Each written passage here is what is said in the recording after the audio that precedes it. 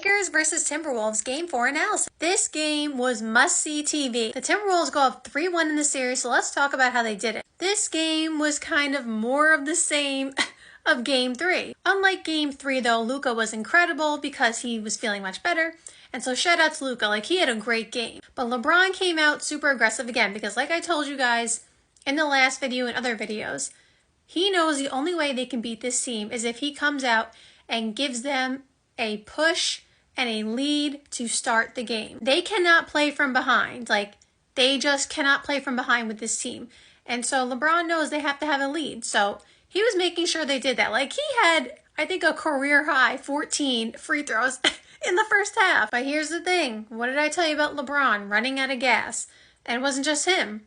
The entire, well, Austin Reeves, Luka, LeBron, Rui, and who am I missing? Dorian Finney-Smith. They all played the entire second half. None of them sat a single minute. And yes, they are in the best shape of their life. I totally get that. But like, if they don't sit, this is intense games. And you're playing, again, a really tough defensive team and a team that does not quit. You got to put somebody else in. You got to get production from the bench. Not only to give your guys rest, but you got to get points off the bench just in general because somebody else has to score. Like, I think in the first half, Luka and LeBron combined for almost all the points. So I just knew, even before we talk about what Minnesota did right, I just knew that wasn't going to happen. Again, I said I don't trust the Lakers defense for 48 minutes.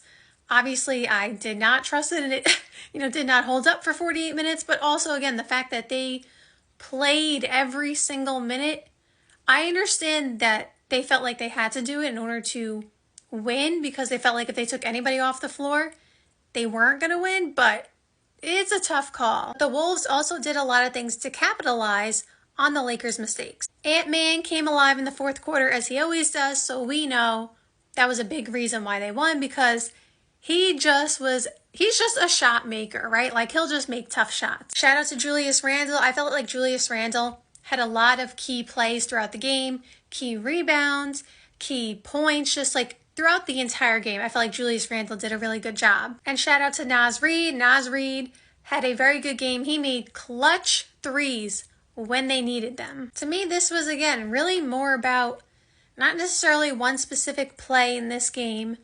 And I don't think either team played particularly bad. I actually think both teams played pretty well in this game. Like, sure, you could say Jaden McDaniels did not have his best game, but like in general, both teams actually played pretty well, which is why both teams kept going back and forth and it was coming down to the wire. It really just came down to execution, who's going to make and take the big shots. And then again, I do think the Lakers ran out of gas. Now, even if they didn't play the entire fourth quarter, the Wolves could still come back on them because just Ant-Man will take over, but that really definitely did not help. And I was saying to myself during this game, because, the Lakers had the lead for a lot of the game. And I said, as long as Minnesota in the fourth quarter, even before that, but like in the fourth quarter, I think it was like 7 minutes left or whatever it was. I said, as long as Minnesota keeps it within single digits, they are going to win this game. Because the way that LeBron, many times in his career, could just back you down as a team. I don't mean physically.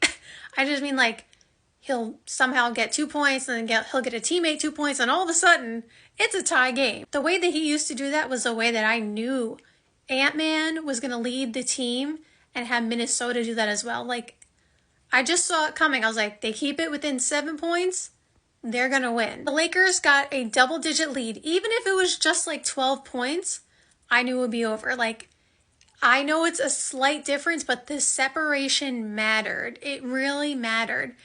And as soon as I saw Minnesota was not going to let it get to double digits, I'm like, it's only a matter of time. I was just waiting for it to happen. I know that last call on LeBron, we actually had a lot of calls today at the end of the game where people are, complaining one way or another. LeBron was not happy about the call as we saw afterwards. When we saw the bird's eye view replay that they put on the screen, I thought it was a foul. Like, LeBron hit his wrist, and that's a foul in any other situation. I'm not going to say LeBron, threw him down. It's not like the most contact we've ever seen in our life, right? But the Wolves luckily had a challenge.